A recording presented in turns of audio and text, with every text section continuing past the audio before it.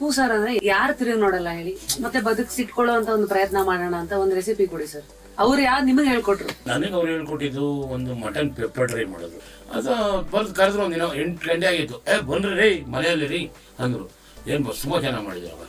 ಅವ್ರು ನಮ್ಗೆ ಹೇಳ್ಕೊಟ್ಟಿರ್ತೀವಿ ರೆಸಿಪಿ ಹಿಂಗೆ ಮಾಡೋದು ಅಂತ. ಅದನ್ನು ಸ್ವಲ್ಪ ಫಸ್ಟಲ್ಲಿ ಏನಂದ್ರೆ ಪ್ರೊಸೆಸಿಂಗ್ ಹೆಂಗೆ ಅಂದರೆ ಒಂದು ಅರ್ಧ kg ಮಟನ್, 1-2 ಈರುಳ್ಳಿ, ಒಂದಿಷ್ಟು ಕರಿಬೇವು, ಉದ್ದ ಸಿಳ್ಕೊಂಡಿದ್ದು ಒಂದು 6 ಹಸಿಮೆಣಸಿನ್ಕಾಯಿ ನೀಟಾಗಿ ಎಲ್ಲ ಎಣ್ಣೆ ಜೊತೆ ಚೆನ್ನಾಗಿ ಫ್ರೈ ಮಾಡೋದು.